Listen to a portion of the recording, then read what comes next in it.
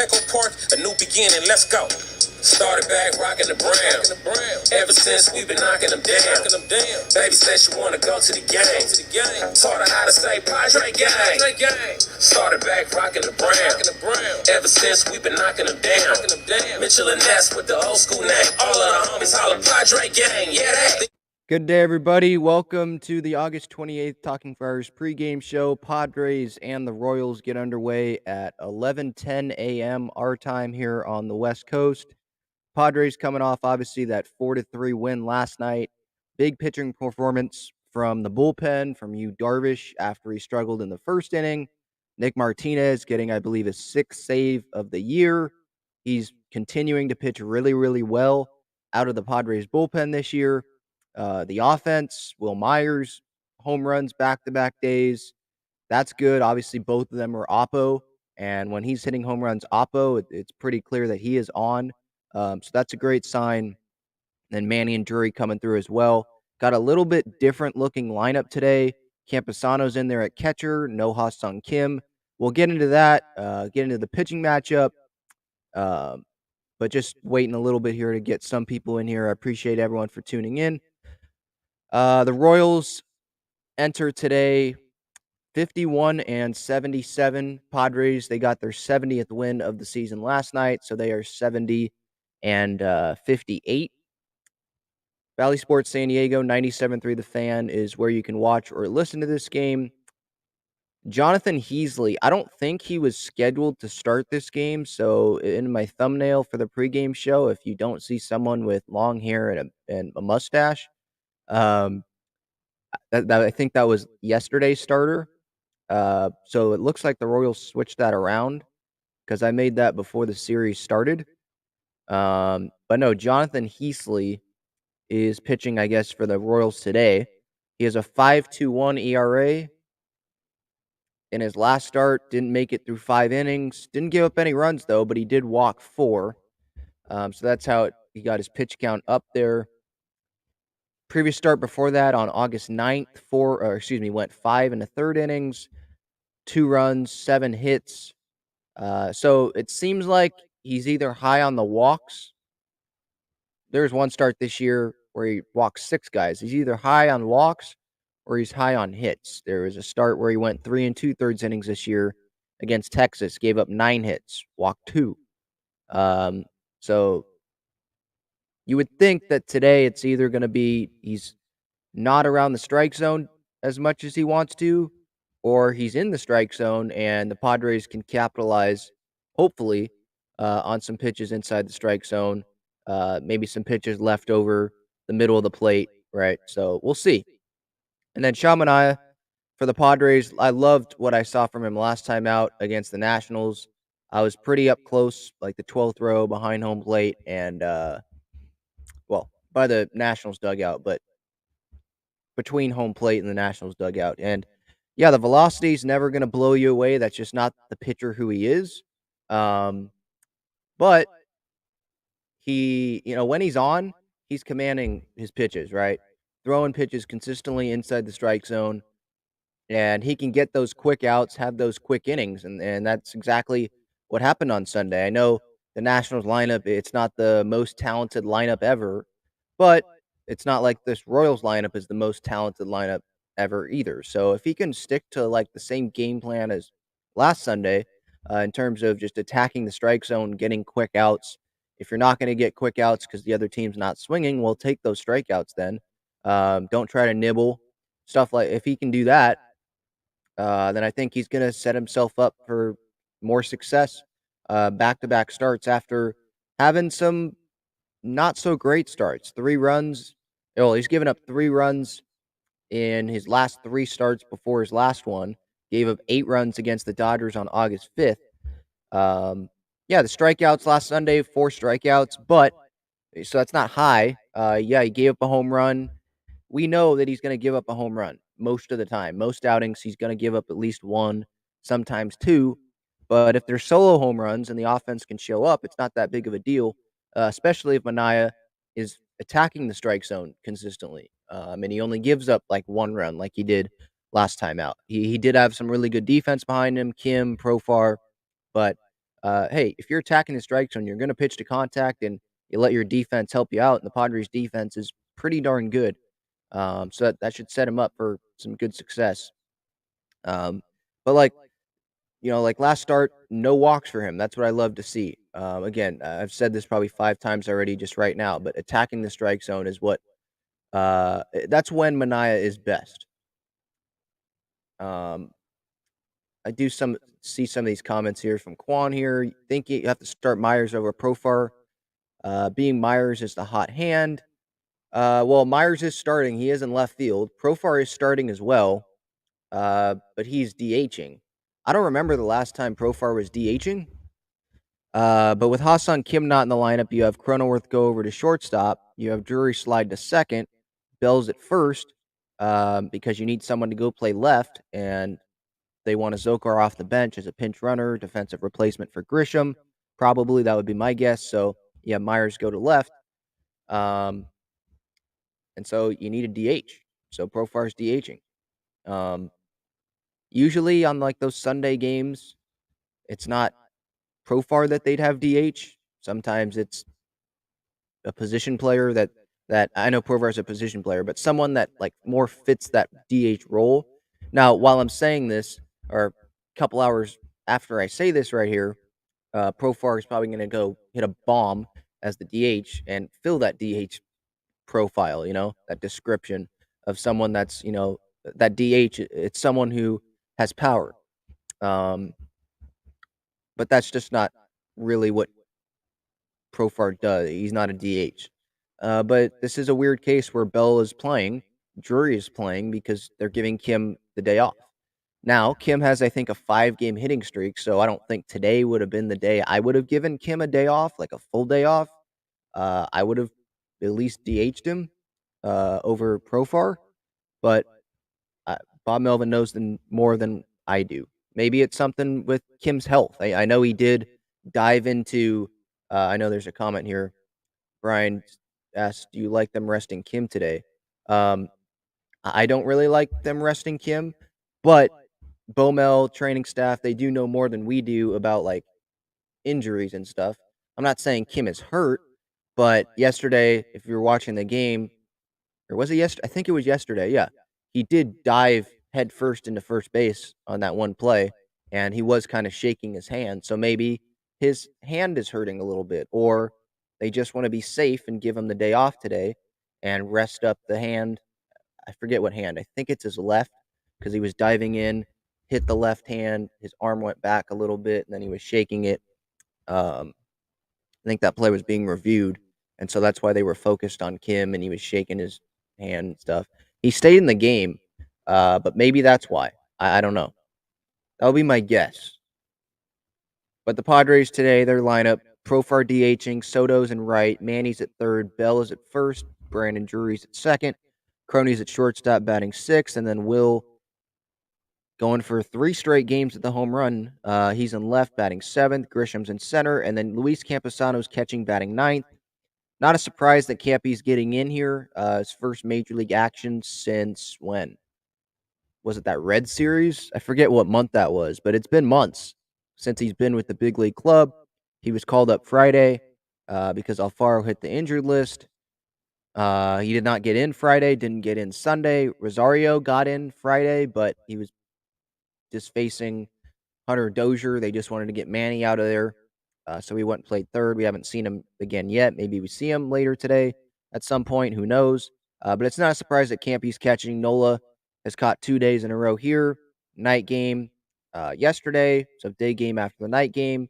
Campusano, the backup catcher for now, he's going to catch. And I believe Alfaro usually catches Manaea. So to me, it feels like the Padres are just going to give Campusano Alfaro's catching time, playing time. Nola is the starting catcher, and he's been playing better as of late. I like how I've seen him. I like how I've seen his at bats or how he's attacking at the plate recently. I know he can't really throw anyone out, but can any Padres catcher do that? We'll see with Campusano today behind the plate. But the Royals have been aggressive. They were aggressive against Nola these last couple games, especially Bobby Witt Jr. who's back in there at shortstop today for the Royals. So we'll see. That's something to watch for, I think, is the Royals, how aggressive they are on the bases if they do get on against Manaea. Michael Taylor is in center batting leadoff for the Royals. Then Witt, Salvador Perez is DHing. Dozier's batting cleanup. Brent Rooker's in left. Nick Pratto homered on Friday night. He is at first. Drew Waters is in right. Nicky Lopez is batting eighth at second base. And Sebastian Rivero, I don't know if we've seen him. No, I don't think we have seen him this series. He's catching, batting ninth, hitting 77 this year. 0.77 is his average. No home runs, no RBIs. I don't know if he's a rookie or what. Let me see here. Yeah, he's 23 years old. He only has 13 at bats. So yeah, he must have just got called up or something. So yeah, it definitely sets up for the Padres to win this game and get this sweep.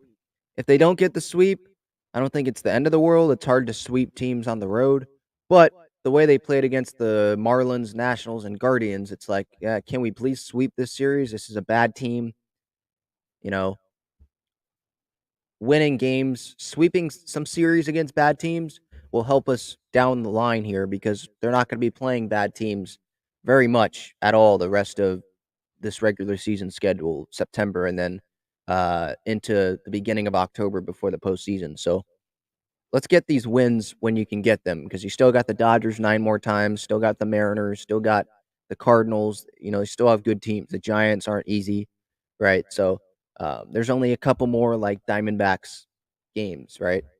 So get these wins while you can. Hopefully they can sweep today. With the bullpen situation, I think you'll see Josh Hader today. Martinez, I think he threw back-to-back days.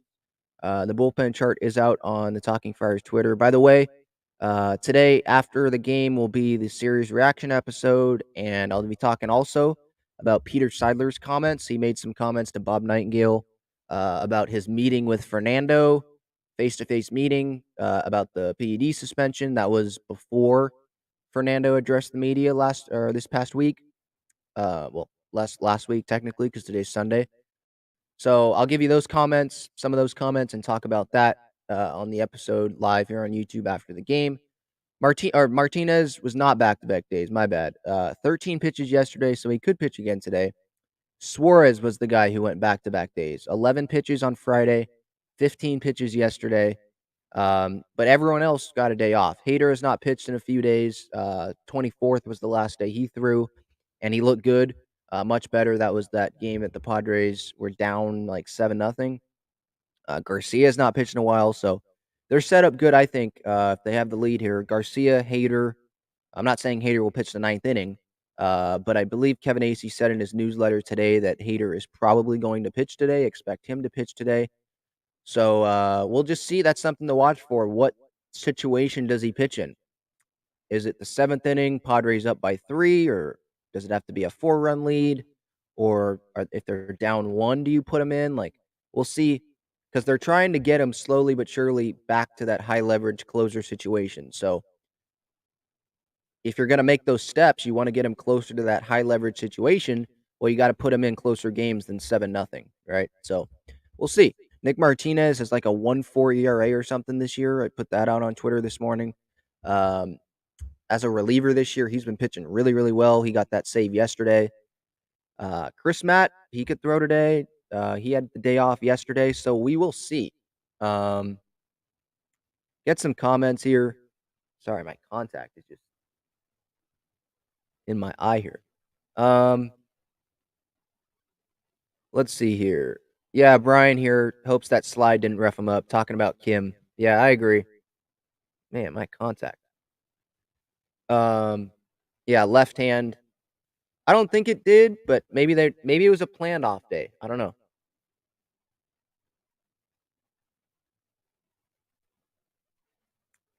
Winning tennis says Ben, we've got a 2.5 game lead in the wild card with some tough teams. Hello, LA coming up. What's the win total we need to hit in order to punch our ticket into the postseason? Well, right now they're at 70. I would think, what would it be, like 85 to 90 wins? I don't think it's going to have to be like um, much more than 90 or even if 90, because they got a month left, right? A little more than a month. Winning 20 games, that's I think that's a big ask, especially when you're playing the Dodgers and stuff. Um, I think it's probably a little less than 90. Yes, I am excited to see Campy too. They have him batting ninth. Don't want to put too much pressure on him or anything, and you can't expect him to go hit fourth or fifth, and he shouldn't. He shouldn't be hitting fourth or fifth with this lineup. You have Josh Bell and Brandon Drury there. Manny hitting third. Like Campy's not going to be hitting middle of the lineup unless he like goes off and he's like the starting catcher in September. I don't see that happening, but who knows? Jin Daddy asked, "How do you feel about Tatis?" Yeah, I've said this a lot. Gave my thoughts on this a lot. You can go back in past episodes, listen to that on the podcast or on this YouTube page. Um, I'm disappointed in him.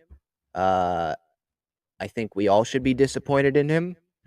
I think that he was remorseful and was genuine and actually was sorry that he let down the team and fans, the city, his family, the Dominican, Peter Seidler, AJ. He let down everyone with the dumb decision that he made. Not going through team trainers, if you want to believe the ringworm stuff. And the good thing is he has a long career to make it up, right? Um, you know, this year it was being described by a lot of people that this was the best time for the Padres, the best chance for the Padres to win a World Series this year. And we were factoring in Fernando into this, right? Fernando, Soto, Manny, Drury, Bell, Cronenworth. Just go down the line. And with Kim playing better. And you have this rotation, right? You got a lot of guys hitting free agency at the end of the season. Whether that's Martinez, he has a player option. He's been playing really well. You think he can get more than $7 million or whatever in free agency? Probably. Um, Depending on if the team wants to give him a starter role or something.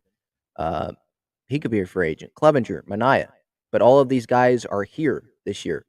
Uh, getting Hader. I know he hasn't pitched great with the Padres, but you bring in the best closer in baseball, right? You're making a lot of great additions to go for it this year. And a big part of that was you're getting Fernando back. Like that's a huge acquisition. I put that in air quotes. And it didn't happen. And that's a big letdown, right? And so their chances of winning the World Series this year, they decreased significantly when Fernando got popped. And so it's disappointing. But with that said, I accept his apology. I'm not going to forget what he did. If the Padres, lose to the Dodgers in 5 games and Kim strikes out or something as the last out, look, we're going to be asking ourselves, what if Fernando was up in that situation? You know, and he let us down, right? But that's a lot of hypotheticals. My feelings: disappointed, pissed off at him when it happened. I still kind of am, but I'll forgive him for the future. I won't forget, but I'll forgive him in the future. That's for sure. Because he's still our guy. He's still a Padre. He's still going to be here for 13 more years, hopefully, and hopefully he's going to. I don't know if he will go into the Hall of Fame because there's some writers that are really stingy about it, or really strict about the PED stuff. But hopefully, he's ends up being one of the best baseball players of all time as a Padre. That's what you got to hope for. He's still that young where he can turn it around. My Padre pick, by the way, let me get to that. So yesterday, I went with Soto. He got a hit in his first at bat back. So I'm 80-43 so far this season in my pregame show Padre pick. Today, I'm gonna go with Josh Bell. I really like how he's going at the way he's looking at the plate. I think he's hitting over 300 this last week after he said or maybe it's a little over a week since he said that he found something in the cage with some adjustments. So I'm going to go with him, switch hitter, so it doesn't matter who's pitching. He's going to have that good matchup. Um, I was going to go Kim because he had that 5-game hitting streak, but he's not in the lineup. I disagree with that decision, but again, I don't know his health. I don't know if this was a planned day off. Media doesn't talk to Bob Melvin before games on day games, so we'll see after the game if someone asks him about that. But yeah, Profar's DHing and Crony's at short. I want Crony on the lineup, don't get me wrong. But I would have still stuck with Kim, at least DH him over Profar. If you're going to have Myers go play left, Grisham play center, and Soto play right. That's just me, though. All right. I think that's going to do it. Talking Friars pregame show. If you want to support the channel, you can use the super thanks button for regular videos, the super chat button during the series reaction after the game. And I'll be talking more about the Peter Seidler comments and a lot more. Any questions, any comments you have, feel free to join me then. I'll have the clips and stuff at Talking Friars on Twitter. See you guys later. Enjoy the game today. Go Padres.